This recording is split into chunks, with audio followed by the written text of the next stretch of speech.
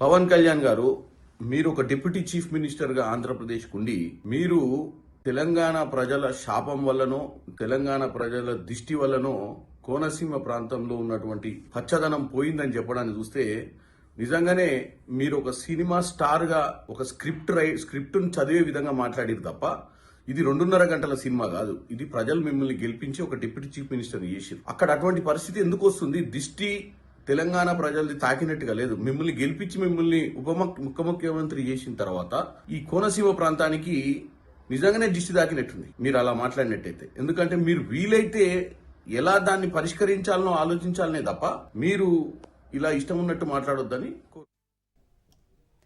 పవన్ కళ్యాణ్ కు తెలంగాణపై అక్కసు ఉంటే హైదరాబాద్ వదిలి వెళ్లిపోవాలని కోరారు. తెలంగాణ విషయంలో తన వైఖరి మార్చుకోకపోతే ఆయన సినిమాలు కూడా తెలంగాణలో ఆడవని హెచ్చరించారు. ఇక సినిమాల షూటింగ్ ను చేసుకోవడానికి అలాగే సినిమాలు నడిపించుకోవడానికి వాళ్ళు అభివృద్ధి చెందడానికి మాత్రమే తెలంగాణ అవసరం ఉంటుందా అని ప్రశ్నించారు. తెలంగాణ ప్రాంతం అంటే ఎంత వివక్షనో ఇప్పుడు బయటపడిందని పవన్ కళ్యాణ్ పై బగ్గుమన్నారు.